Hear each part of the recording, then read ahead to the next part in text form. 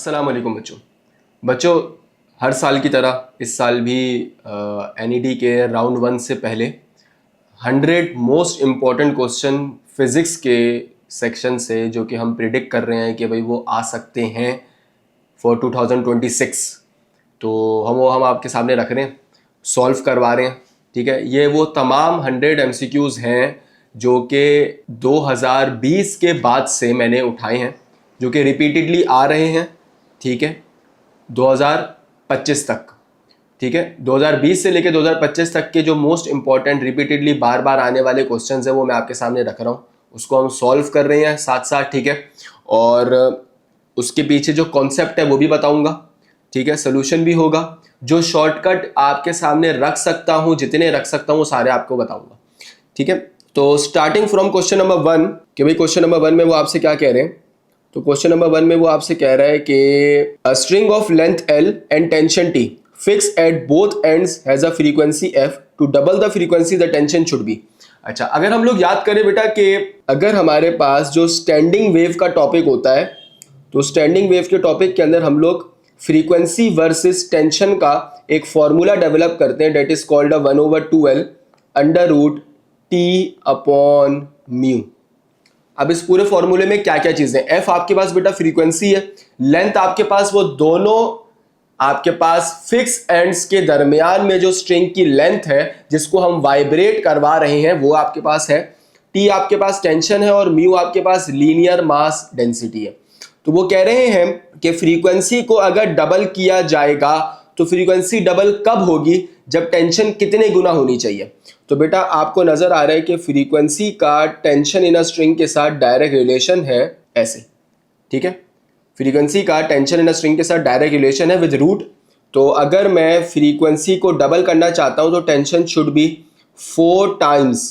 ठीक है, क्योंकि बेटा रूट ऑफ 4 जो है वो 2 होगा तो फ्रीक्वेंसी आपके पास डबल हो जाएगी। तो इसका मतलब है टेंशन आपको 4 गुना करनी पड़ेगी। तो इसका मतलब है हमारे पास जो राइट आंसर है वो आपके पास बी है। अच्छा, आगे क्या कह रहे हैं, if two non zero vectors are orthogonal to each other then their scalar product will be. बेटा हम लोग ये बात जानते हैं कि बेटा ये जो लफ्ज है ना आपके सामने ऑर्थोगोनल, ठीक है, अगर हम लोग सिंध बोर्ड, पंजाब बोर्ड और केपीके बोर्ड की तमाम किताबों को पढ़ें तो हमें ये बात पता है कि चाहे आपके पास बेटा किताब के अंदर परपेंडिकुलर का लफ्ज यूज किया गया हो, ठीक है, किताब के अंदर परपेंडिकुलर का लफ्ज यूज किया गया हो, किताब के अंदर नॉर्मल का लफ्ज यूज किया गया हो, किताब के अंदर बेटा ऑर्थोगोनल का लफ्ज यूज किया गया हो, इन तीनों का मतलब होता है एंगल 90 डिग्री। ठीक है, इन तीनों का मतलब होता है एंगल 90 डिग्री। और इसका मतलब यह है कि अगर आपके पास वेक्टर ए इस डायरेक्शन में जा रहा था तो वेक्टर बी आपके पास इसी के परपेंडिकुलर है और दोनों के दरमियान एंगल आपके पास कितना बन गया है, 90 डिग्री का। और हम लोग ये बात जानते हैं बेटा, पढ़कर आए हैं कि डॉट प्रोडक्ट के अंदर या स्केलर प्रोडक्ट के अंदर हमारा जो फॉर्मूला होता है वो होता है A dot B is equals to A B cos of theta. तो आपको यहाँ थीटा की जगह कॉस 90 पुट करना है, that is called cos 90 is 0। तो ए डॉट बी का जो प्रोडक्ट है मेरे पास वो क्या हो जाएगा, 0 हो जाएगा। तो आपको ऑप्शन सी नजर आ रहा है। ठीक है, आगे चलें। तो क्वेश्चन नंबर 3 में हमसे किस चीज का कॉन्सेप्ट डिमांड किया गया। क्वेश्चन नंबर 3 कह रहे हैं the range of projectile becomes equal to 4 times of its maximum height at angle of dash.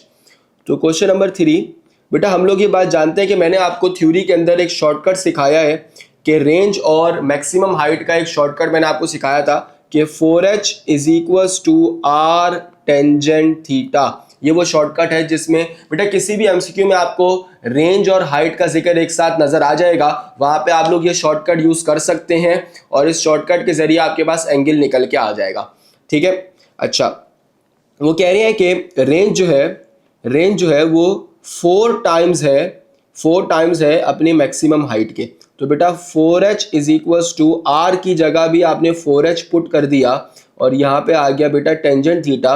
4h से 4h आपके पास क्या हो जाएगा, कैंसिल। ठीक है, तो यहाँ बचा 1 is equals to tangent theta. तो theta is equals to tangent inverse 1 और टेंजेंट इनवर्स 1 इज 45 डिग्री। तो आपको नजर आ रहा है, ऑप्शन डी इज करेक्ट। क्या कह रहे हैं क्वेश्चन नंबर 4 में, the range of projectile is maximum when the angle of projection is.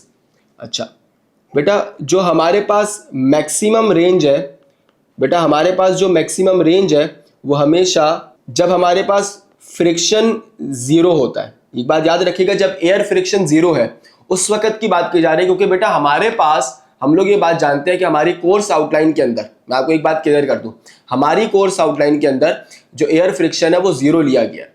तो अगर हमारी कोर्स आउटलाइन में एयर फ्रिक्शन जीरो है तो ये बात अपने माइंड में बिठा लें कि अगर एयर फ्रिक्शन जीरो है तो उस वक्त मैक्सिमम रेंज हासिल होती है at an angle of 45 degree. ठीक है, तो 4 सवाल हो गए हमारे पास। ठीक है, क्वेश्चन नंबर 5 के ऊपर चलते हैं। क्वेश्चन नंबर 5 में क्या कह रहे हैं? क्वेश्चन नंबर 5 में कह रहे हैं कि भाई दो कैपेसिटर हैं 3 माइक्रोफेराड और 6 माइक्रोफेराड। ठीक है, दो कैपेसिटर है हमारे पास 3 माइक्रोफेराड और 6 microfarad are connected in series. बेटा अगर आप लोग गौर करें कि सीरीज का कॉन्सेप्ट लगाया गया है, ठीक है, सीरीज का कॉन्सेप्ट लगाया गया, what is there equivalent capacitance. बेटा सीरीज के अंदर कैपेसिटर का जो फॉर्मूला होता है इक्विवेलेंट कैपेसिटेंस का, वो होता है C1 C2 upon C1 plus C2। यह वही फॉर्मूला है जो कि वहां से ड्राइव होता है 1/C1 प्लस 1/C2 से। ठीक है, तो बेटा C1 हमारे पास है 3 माइक्रोफेराड, ठीक है, और हमारे पास C2 है 6 माइक्रोफेराड अपॉन 3 प्लस 6। तो बेटा 3 6 आपके पास 18 डिवाइडेड बाय 3 प्लस 6 इज 9। तो बेटा ये दोनों कैंसिल हो जाएंगे, तो आपका जो आंसर आ जाएगा वो आ जाएगा 2 माइक्रोफेराड। ठीक है, ऑप्शन सी हो गया आपके पास। अच्छा, क्वेश्चन नंबर 6 में क्या कह रहे हैं? In an satellite artificial gravity can be simulated by. देखो एक बात सुनिएगा, जब हम लोग थ्योरी के अंदर आर्टिफिशियल ग्रेविटी का कॉन्सेप्ट पढ़ते हैं, या फिर हम लोग इसकी जगह, मैं आपको एक और चीज याद दिला देता हूँ, हम लोग पढ़ते हैं टॉपिक, असल में जो कंप्लीट टॉपिक का नाम है वो होता है वेटलेसनेस इन सैटेलाइट। तो वेटलेसनेस इन सैटेलाइट को ओवरकम आर्टिफिशियल ग्रेविटी के जरिए किया जाता है। कैसे किया जाता है, जरा मेरी बात को तसल्ली से सुनिएगा। अगर हम लोग ये बात कर रहे हैं ना कि अगर हमारे पास अर्थ के जो है वो जियो स्टेशनरी ऑर्बिट के अंदर एक सैटेलाइट जो है वो आपके पास मोशन परफॉर्म कर रही है, तो हम लोग ये बात जानते हैं कि जब सबसे पहला सैटेलाइट भेजा गया था, तो सबसे पहले सैटेलाइट में जो आपके पास इशू आया था वो ये आया था कि सैटेलाइट जो है ना वो जियो स्टेशनरी ऑर्बिट में जाके सिर्फ और सिर्फ ऑर्बिटल मोशन परफॉर्म कर रही थी, सिर्फ और सिर्फ ऑर्बिटल मोशन। वो ऑर्बिटल मोशन परफॉर्म तो कर रही थी, लेकिन उस वक्त एस्ट्रोनॉट्स जो फील कर रहे थे वो वेटलेसनेस फील कर रहे थे, यानी कि वो हवा में उड़ रहे थे, तो वो काम नहीं कर पा रहे थे। तो उस वक्त ये ऑब्जर्व किया गया साइंटिस्ट ने कि भाई अगर हम काम करना चाहते हैं तो हमें वेटलेसनेस को ओवरकम करना पड़ेगा, हमें उतनी ही ग्रेविटी जनरेट करनी पड़ेगी सैटेलाइट के अंदर जितनी ग्रेविटी अर्थ पे मौजूद है, क्योंकि जो यहां से एस्ट्रोनॉट जा रहे हैं वो 9.8 metre per second square gravity के आदी हैं। तो फिर अर्थ की तरह सेम तरह का मोशन एस्ट्रोनॉट्स को लिए भी करवाया गया सैटेलाइट के ऊपर। यानी कि अगर अर्थ ये है तो सैटेलाइट अगर ऑर्बिटल मोशन कर रहा है तो उसको साथ साथ स्पिन मोशन भी करना है अपने ही एक्सिस में। तो जब वो साथ साथ स्पिन मोशन करेगा अपने ही एक्सिस में, तो फिर आपके पास जो है वो ग्रेविटी जनरेट कराई गई 9.8 सेम। लेकिन ये सारा का सारा काम उस वक्त हुआ जब आप लोगों ने स्पिनिंग करवाई सैटेलाइट को स्पिन करवाया उसी के एक्सिस में। देखो ये spinning it around its axis. ठीक है, तो ये कॉन्सेप्ट क्लियर हो गया। यानी कि अगर हम लोग सैटेलाइट पे आर्टिफिशियल ग्रेविटी जनरेट कराना चाहते हैं तो असल में हम लोगों को सेम काम करना पड़ेगा जो कि आपके पास कहाँ किया जाता है, मुझे बताइए। अर्थ जो कि काम कर रही है, ठीक है, दो तरह का मोशन परफॉर्म कर रहा है।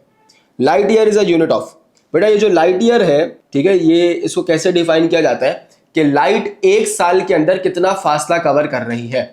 ठीक है, लाइट एक साल में कितना फासला कवर कर रही है, तो light year is a unit of distance. ठीक है, लाइट ईयर असल में डिस्टेंस का यूनिट है। अच्छा, क्वेश्चन नंबर 8 में आपसे क्या कह रहे हैं? Sensitivity of a galvanometer can be increased by.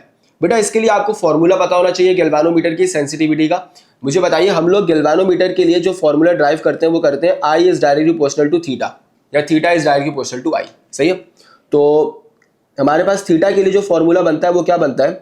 BAN upon torsion constant multiply by I, ये फॉर्मूला बनता है। तो मुझे एक बात बताइए, यहाँ पे आपके पास असल में जो सेंसिटिविटी है वो असल में डिफ्लेक्शन को शो कर रही है, और डिफ्लेक्शन का मतलब वो एंगल है जो कि थीटा को डिनोट कर रहा है। तो मुझे एक बात बताइए, जो थीटा है इसका मैग्नेटिक फील्ड के साथ डायरेक्ट रिलेशन है, यानी कि इन तीनों टर्म्स के साथ डायरेक्ट रिलेशन है। यानी कि अगर आप थीटा को इंक्रीज कराना चाहते हैं तो आपकी मैग्नेटिक फील्ड स्ट्रॉन्गर होनी चाहिए, आपका जो एरिया है वो इंक्रीज होगा, आपके नंबर ऑफ टर्न्स भी क्या होंगे, इंक्रीज होंगे, यानी कि तीनों टर्म्स आपके पास इंक्रीज होंगी। लेकिन जो टॉर्जन कांस्टेंट है उसको आपको क्या करना पड़ेगा, डिक्रीज करना पड़ेगा। यहाँ पे बेटा बी डिनोट कर रहा है मैग्नेटिक फील्ड को, वो स्ट्रॉन्गर होगी, ज्यादा होगी तो डिफ्लेक्शन ज्यादा, एरिया जो है वो गैल्वानोमीटर का वो ज्यादा होगा, कॉइल का एरिया जो होता है वो ज्यादा होगा, ठीक है, नंबर ऑफ टर्न ज्यादा होने चाहिए, ठीक है, और सी आपके पास टॉर्जन कांस्टेंट है उसको आप डिक्रीज करेंगे, ठीक है। तो आपको सारे के सारे ऑप्शन सही होते हुए नजर आ रहे होंगे। इंक्रीजिंग टर्न्स एंड एरिया बिल्कुल ठीक है, डिक्रीजिंग टॉर्जन कांस्टेंट वो भी बिल्कुल ठीक है, तो आपके पास यूजर स्ट्रॉन्गर मैग्नेटिक फील्ड वो भी बिल्कुल ठीक है। तो ऑल ऑफ दिस आपके पास करेक्ट ऑप्शन है, ठीक है। अच्छा, कह रहे हैं कि transformer works on the principle of, बेटा ट्रांसफॉर्मर के अंदर दो किस्म के कॉइल्स लगे हुए होते हैं, ठीक है, ट्रांसफॉर्मर के अंदर दो किस्म के कॉइल्स लगे हुए होते हैं, ठीक है, ट्रांसफॉर्मर में दो कॉइल्स इस्तेमाल किए जाते हैं, ट्रांसफॉर्मर में दो कॉइल्स इस्तेमाल किए जाते हैं, एक आपके पास प्राइमरी कॉइल होता है, एक आपके पास सेकेंडरी कॉइल होता है। तो वो इंडक्शन जिसमें प्राइमरी और सेकेंडरी कॉइल दोनों इस्तेमाल किए जा रहे हो, ठीक है, तो वो आपके पास म्यूचुअल इंडक्शन कहलाती है। सेल्फ इंडक्शन में एक ही कॉइल इस्तेमाल किया जाता है, सॉलिनॉइड जो होता है, ठीक है। तो ट्रांसफॉर्मर जो है वो असल में म्यूचुअल इंडक्शन के ऊपर काम करता है। अच्छा, क्वेश्चन नंबर 10 अगर हम लोग देखें, when the P type semiconductor is connected to the positive terminal of the battery and N type is connected to the negative terminal, this configuration is called. बेटा हम लोग ये बात जानते हैं कि जब आपके पास सेमीकंडक्टर डायोड बनाया जाता है, ठीक है, जब हमारे पास पीएन जंक्शन डायोड बनाया जाता है, तो पीएन जंक्शन डायोड बनते हुए आपके पास जो है वहां पे एक डिप्लीशन लेयर जनरेट हो जाती है। उस डिप्लीशन लेयर को कम करना या इस डिप्लीशन लेयर को ज्यादा करने के लिए आपके पास ऑप्शन होता है बायसिंग का। बायसिंग वो अमल है जिसमें हम लोग डिप्लीशन लेयर को कम भी कर सकते हैं और करंट को बढ़ा सकते हैं, या फिर हम डिप्लीशन लेयर को ज्यादा कर सकते हैं और करंट को कम कर सकते हैं। तो ये आपके पास ऑप्शन होता है। तो दो किस्म की बायसिंग होती है, या तो फॉरवर्ड बायसिंग या तो रिवर्स बायसिंग। तो अगर आपके पास कॉन्फ़िगरेशन, अगर आपके पास तरीकेकार कुछ ऐसा है जिसमें ये पी टर्मिनल और ये एन टर्मिनल, ठीक है, पी टर्मिनल और एन टर्मिनल, ये पी है ये एन है, जिसके अंदर अगर आप लोग पी को positive terminal of a battery और एन को नेगेटिव टर्मिनल यानी कि लाइक टर्मिनल्स को आपस में कनेक्ट कर दें, तो बेटा this type of biasing is called forward biasing. This type of biasing is called forward biasing, ठीक है। पी टाइप को देखिए, पी टाइप को पॉजिटिव टर्मिनल से और एन टाइप को नेगेटिव टर्मिनल से कनेक्ट किया है, तो बेटा ये फॉरवर्ड बायसिंग कहलाती है, जिसमें लाइक टर्मिनल्स कनेक्ट होते हैं। तो बेटा हम लोगों ने पूरे के पूरे 10 क्वेश्चन सॉल्व कर लिए। कह रहे हैं कि the distance between to consecutive bright fringes in a double slit experiment is. देखिए जो हमारे पास यंग डबल स्लिट एक्सपेरिमेंट था उसके अंदर जो स्क्रीन बन रही होती है वो कुछ इस तरीके की बन रही होती है। जो यंग डबल स्लिट एक्सपेरिमेंट के अंदर स्क्रीन बन रही होती है वो कुछ इस तरीके की बन रही होती है, जिसमें एक ब्राइट फ्रिंज होती है, एक डार्क होती है, फिर एक आपके पास ब्राइट फ्रिंज होती है, फिर एक डार्क होती है। तो अगर आप ब्राइट से लेके ब्राइट तक का फासला ढूंढना चाहते हैं, ब्राइट फ्रिंज पहली ब्राइट से लेके दूसरी ब्राइट के दरमियान में एक डार्क है, ये बात हम जानते हैं, लेकिन इस फासले को फ्रिंज स्पेसिंग का नाम दिया जाता है। इस फासले को फ्रिंज स्पेसिंग का नाम दिया जाता है, जिसको हम लोग डेल्टा एक्स से डिनोट कर रहे होते हैं, ठीक है। अच्छा, ये जो डेल्टा एक्स है आपके पास, ठीक है, ये इसका जो किताबी फॉर्मूला है वो मैं आपको बताता हूं, वो होता है लैम्डा एल बाय डी, और एल जो है वो स्लिट से लेके स्क्रीन तक का मुकम्मल फासला होता है, जिसको इस एमसीक्यू में उन्होंने कैपिटल डी से डिनोट किया हुआ है। तो आपको नजर आ रहा है लैम्डा एल बाय डी, और एल की जगह कैपिटल डी इस्तेमाल किया हुआ है तो डिस्टेंस ही ना असल में, ठीक है। Question number 12, the dot product of force and velocity. बेटा पहली बात, डॉट प्रोडक्ट का मतलब होता है कि आप दो वेक्टर्स को मल्टीप्लाई करें और आपका आंसर आए स्केलर। यानी कि अगर मैं आपसे कहता हूं कि मेरे पास पावर का फॉर्मूला होता है फोर्स डॉट वेलोसिटी, ठीक है, तो इसमें बेटा फोर्स भी वेक्टर क्वांटिटी है, वेलोसिटी भी वेक्टर क्वांटिटी है। इन दोनों वेक्टर क्वांटिटीज का मैं डॉट प्रोडक्ट ले रहा हूं तो आंसर मेरे पास क्या आ रहा है, स्केलर आ रहा है, ठीक है। तो ये पावर का फॉर्मूला है। क्वेश्चन नंबर 13 में आपसे क्या कह रहे हैं वो, क्वेश्चन नंबर 13 में कह रहे हैं बच्चे, a force of 20 newton overcomes 5 newton friction to accelerate a 3 kg object, the acceleration is dash. बच्चे सिनेरियो कुछ ऐसा है सवाल के अंदर कि ये आपके पास एक 3 kg का बॉक्स है, ठीक है, और इसके ऊपर यहाँ से फोर्स लगाई गई है 20 न्यूटन की, जो कि फ्रिक्शन ये ऑब्जेक्ट प्रोड्यूस कर रहा था, जो कर सकता था, वो आपके पास थी 5 न्यूटन की। जाहिर है एक तरफ से स्ट्रॉन्गर फोर्स है, एक तरफ से वीकर फोर्स है, तो ऑब्जेक्ट आपका इस तरफ एक्सेलरेट कर जाएगा, ठीक है। तो हमारा जो फॉर्मूला होता है that is called unbalance force is equals to मा के बराबर, मा का मतलब मास इनटू एक्सेलरेशन। तो बेटा अगर मैं यहां से अनबैलेंस फोर्स निकालूं तो अनबैलेंस फोर्स का मतलब होता है stronger force minus weaker force is equals to ma। तो बेटा 20 minus 5 is equals to mass is 3 kg into acceleration, तो 15 इज इक्वल्स टू 3a, तो acceleration is 5 metre per second square आपका आंसर आ जाएगा, ठीक है। 14 क्वेश्चन में क्या कह रहे हैं कि इफ बी का मतलब magnetic field is 0.1 tesla, length is 1 metre, current is 3 ampere and angle is 0 degree, find force on a wire. तो ये आपके पास सिंपल सा क्वेश्चन है, ठीक है। तो इस क्वेश्चन को हम लोग सॉल्व कर लेते हैं। फोर्स ऑन अ वायर का मतलब है बेटा फोर्स जो कि कंडक्टर के ऊपर लग रही है, और हम लोग मैग्नेटिक फील्ड वाले चैप्टर के अंदर ये बात पढ़कर आए हैं कि force on a current carrying wire का फॉर्मूला होता है BIL साइन थीटा। गौर से मेरी बात सुनिएगा।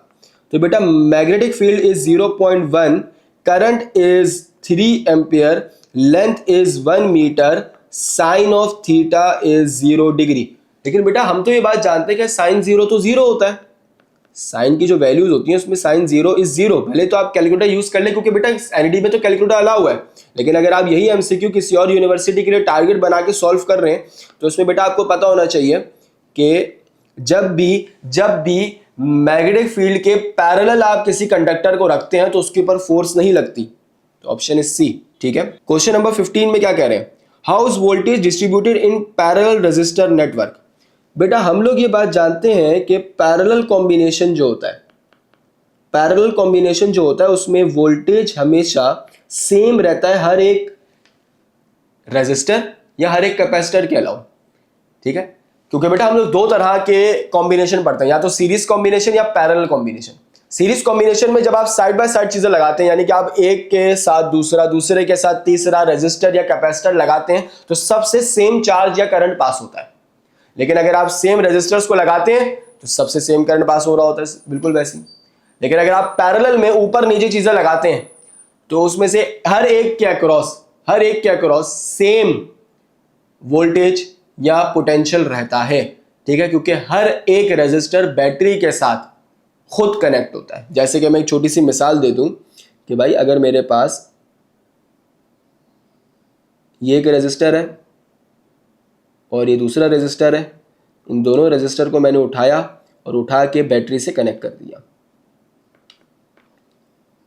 ठीक है। ये पॉइंट बैटरी से खुद कनेक्ट है, ठीक है। तो अगर बैटरी मेरे पास 5 वोल्ट की है तो हायर पोटेंशियल के पास 5 वोल्ट्स और लोअर पोटेंशियल के पास 0 वोल्ट। तो ये 5 वोल्ट इस रेजिस्टर से भी कनेक्ट होगा, ये 5 वोल्ट इस रेजिस्टर से भी कनेक्ट होगा। तो इसका मतलब दोनों रेजिस्टर की लेफ्ट साइड 5 वोल्ट से कनेक्ट है, दोनों रेजिस्टर की राइट साइड 0 वोल्ट से कनेक्ट है, आपको नजर आ रहा है। जो दोनों के अक्रॉस जो पोटेंशियल डिफरेंस बना 5 माइनस 0, दूसरे का भी 5 माइनस 0, तो 5 वोल्ट और बैटरी का खुद भी 5 वोल्ट की है। तो इसका मतलब ये आप बात समझ रहे हैं। बात जो समझने वाली है वो ये है कि पैरेलल कॉम्बिनेशन के अंदर हमेशा वोल्टेज सेम रहता है। तो देखो ऑप्शन बी पढ़ें, it is the same across all resistor. आपको पता है घर की जितनी अप्लायंसेस होती हैं वो भी सारी की सारी हम लोग पैरेलल कॉम्बिनेशन में लगाते हैं, क्योंकि हर एक अप्लायंस की जो जरूरत है वो 220 वोल्ट है। हर एक अप्लायंस जो डिजाइन की गई है वो 220 वोल्ट यानी कि जो पाकिस्तानी स्टैंडर्ड पोटेंशियल है उसके क्रॉस डिजाइन की जाती है। तो के इलेक्ट्रिक सबको 220 वोल्ट देने के लिए तैयार है। 16 what is the formula for tension in a string undergoing stationery waves. 16 अब जरा मेरी बात को समझिएगा। हमारा वेलोसिटी का फॉर्मूला होता है स्ट्रिंग का, that is called under root T upon mu, सही है। तो अगर मैं दोनों साइड्स पे स्क्वायरिंग कर दूं, स्क्वायरिंग ऑन बोथ साइड्स, तो it becomes V square is equals to T upon mu, और टी का फॉर्मूला क्या बना, वी स्क्वायर टाइम्स म्यू। ये म्यू यहाँ डिवाइड हो रहा है, ऊपर आगे क्या हो जाएगा, मल्टीप्लाई। तो आपके पास none of this is a correct option, क्योंकि एक आपके पास वी स्क्वायर और दूसरा म्यू है। तो वी स्क्वायर म्यू स्क्वायर नहीं है, F square mu V square नहीं है, म्यू स्क्वायर वी स्क्वायर नहीं है। तो ऑप्शन डी इज करेक्ट। अच्छा, what is the distance between two nodes और anti nodes in a standing wave या स्टेशनरी वेव्स। अच्छा बेटा एक बात समझ लें, जब भी आपके पास दो सेम पॉइंट्स का डिस्टेंस मांगा होगा तो वो हमेशा लैम्डा बाई 2 के बराबर होता है, और जो दो अपोजिट पॉइंट्स का डिस्टेंस होता है वो हमेशा लैम्डा बाय 4 के बराबर होता है। यानी कि अगर आपसे नोड से लेके नोड तक का फासला पूछ रहा है तो वो भी लैम्डा बाय 2, एंटी नोड से एंटी नोड का फासला पूछ रहा है तो वो भी हमेशा लैम्डा बाय 2। ठीक है, तो half of wavelength is a correct option B. 18 देखें, 18 में क्या कह रहे हैं आपसे। अच्छा, एक आपकी बस इक्वेशन दी हुई है जिसमें एल्युमिनियम 1327 जो है वो हीलियम 24 से रिएक्ट कर रहा है। ठीक है, अच्छा जो बाय प्रोडक्ट है वो आपके पास न्यूट्रॉन है। ठीक है, 01। तो 27 प्लस 4 इज 31, तो 30 होना चाहिए। ठीक है, और 13 प्लस 2 इज 15, तो ऑप्शन बी आपको नज़र आ रहा है। ठीक है, 15 और 30। ठीक है, आपके पास क्वेश्चन नंबर 19 देखें। For resistor in series the equivalent resistance is. हम लोग ये बात जानते हैं बच्चे कि अगर सीरीज कॉम्बिनेशन होता है तो रेजिस्टर के लिए आप सारी के सारी रेजिस्टेंसेस को ऐड कर देते हैं। Sum of individual resistances R1 plus R2 plus R3, जितनी नंबर ऑफ रेजिस्टेंसेस लगी हुई हैं सबका सम होता है, तो सम ऑफ इंडिविजुअल रेजिस्टेंसेस। अच्छा, क्वेश्चन नंबर 20 जो है क्या कह रहे हैं क्वेश्चन नंबर 20 में, if the magnification of a telescope is 4 then. अच्छा, magnification of telescope is FO over FE, और मैग्निफिकेशन ऑफ टेलीस्कोप जो है वो 4 के बराबर है, तो वो है FO अपॉन FE।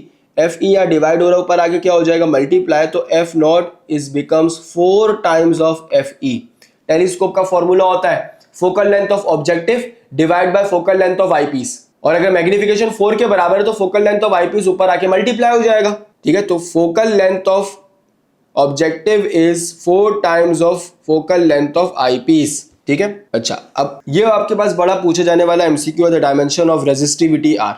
रेजिस्टिविटी की जो डायमेंशन होती है वो हमें बता दें, लेकिन बेटा एक बात क्लियर कर ले अपने माइंड में, रेजिस्टिविटी का जो फॉर्मूला होता है उसके अंदर रेजिस्टेंस भी आती है, उसमें करंट भी आता है, और उसमें आपके पास जो है जो बात समझने वाली है वो ये है कि रॉ एल अपॉन ए, जो रेजिस्टेंस का फॉर्मूला है, लेंथ, एरिया, ठीक है, और आपके पास रेजिस्टिविटी। तो रेजिस्टिविटी को अलग करने का मतलब है कि आपको रेजिस्टेंस भी पता होनी चाहिए, और रेजिस्टेंस का मतलब ये है कि आपको रेजिस्टेंस की डायमेंशन याद होनी चाहिए, वरना फिर आप निकालिए। ठीक है, तो मैं आपको निकाल के दिखाता हूं पूरा कि आप किस तरीके से सॉल्व कर सकते हैं। सबसे पहले मुझे ये बताइए कि मैं आपको पूरा मेथड बता रहा हूं, क्योंकि बेटा मैं आपसे हरगिज़ ये नहीं कहूँगा कि आप रट्टा मारें बैठ के, सही है। तो मुझे सबसे पहले ये बताइए कि करंट का फॉर्मूला क्या होता है। Current is charge upon time, तो अगर मैं चार्ज को अलग करूं तो it becomes current into time, और करंट की डायमेंशन कैपिटल ए से डिनोट की जाती है। ठीक है, करंट की जो डायमेंशन है वो कैपिटल ए से डिनोट की जाती है। ठीक है, तो करंट की डायमेंशन की जगह कैपिटल ए पुट कर दिया, टाइम की जगह कैपिटल टी, तो ये चार्ज की डायमेंशन आ गई। अब मुझे सबसे पहले ये बताइए कि potential is work done per unit charge. Work done की डायमेंशन सबको याद होती है ml square upon T square divided by charge की जगह a इंटू टी, ये t इस t से मल्टीप्लाई हो जाएगा, तो it becomes ml square upon a t cube. यह आ गई बेटा आपके पास पोटेंशियल की डायमेंशन। सर ये क्यों निकाली है बेटा, अभी मैं आपको बता देता हूँ, क्योंकि रेजिस्टेंस के लिए v is equals to I R, तो r को अलग करूंगा तो it becomes v upon I, तो पोटेंशियल की डायमेंशन ये रही ml square upon a t cube whole divide by current is capital A, ये इससे मल्टीप्लाई हो जाएगा, तो बेटा रेजिस्टेंस किसके बराबर, ml square upon a square t cube, तो ये आपके पास रेजिस्टेंस का फॉर्मूला आ जाएगा डायमेंशन की फॉर्म में। अब मुझे एक बात बताइए, रेजिस्टेंस का फॉर्मूला क्या है, रॉ एल अपॉन ए। तो बेटा रॉ को अलग करूंगा तो आर ए अपॉन एल। तो अब मुझे बताइए रेजिस्टेंस की डायमेंशन क्या आई है, M L square upon A square T cube, area से मल्टीप्लाई तो area is L square whole divide by length. ठीक है, तो अब आपने क्या सीखना है, यहाँ पे एल से एल की एक पावर कैंसिल हो गई, तो फॉर्मूला क्या बना, M L cube upon A square T cube, M L cube upon A square T cube. तो यहाँ देखिए M L cube upon A square T cube, option B आपको नजर आ रहा है, M L cube upon A square T cube. अब आपको इस बताने का मकसद ये था कि आप रट्टा ना मारें, एटलीस्ट आपको ये चीज पता हो कि अगर कोई चीज या किसी एमसीक्यू में अगर आप अटक रहे हैं तो उसको हम टारगेट कैसे बना सकते हैं। ठीक है, पता चले आप अगर किसी जगह अटक गए और आपने रट्टा नहीं लगाया हुआ तो उसका मतलब आपको ये भी नहीं पता होगा कि भाई आप उसको सॉल्व करके तो एटलीस्ट सॉल्व कर सके, निकाल तो सकते हैं ना एटलीस्ट। तो मैं आपको ये बात समझाने की कोशिश कर रहा हूँ। 22, the tension in a string of a simple pendulum is maximum when the bob of the pendulum is at dash. अब इसके लिए मुझे ये चीज़ मिटानी पड़ेगी, बहुत लंबा चौड़ा इसका सोल्यूशन हो गया जो कि मैंने आपको करके दिखाया है। क्वेश्चन नंबर 22 में क्या कह रहे हैं, the tension in a string of a simple pendulum is maximum. देखिए यहाँ पे मेरी बात को जरा तसल्ली से सुनिएगा, ये है आपके पास सिंपल पेंडुलम।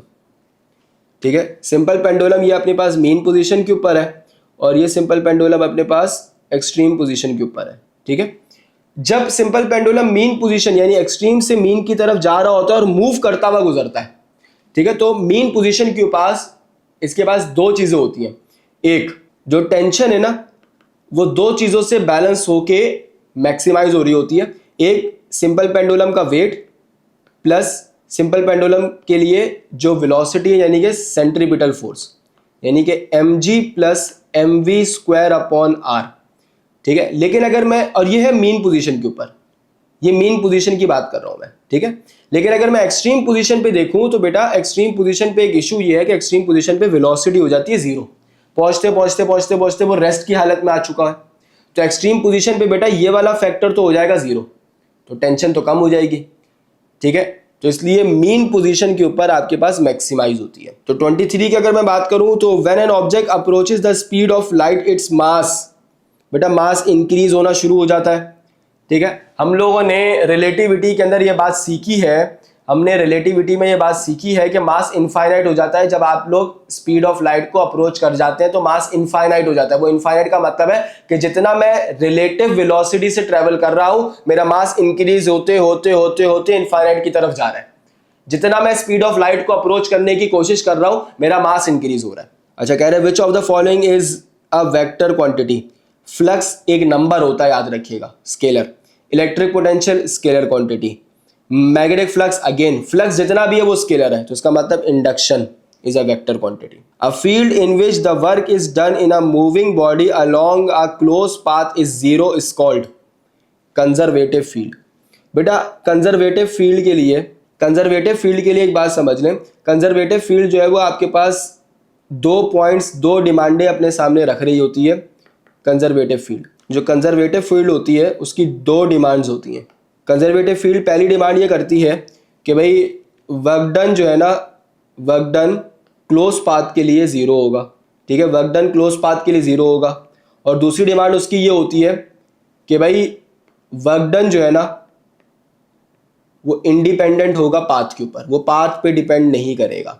सही है, ग्रेविटेशनल फील्ड भी बेटा कंजर्वेटिव फील्ड ही होती है। ठीक है, इसी तरीके से, लेकिन अगर मैं फ्रिक्शनल फील्ड की बात करूं तो वो कंजर्वेटिव नहीं होती है। ठीक है, वो नॉन कंजर्वेटिव फील्ड होती है।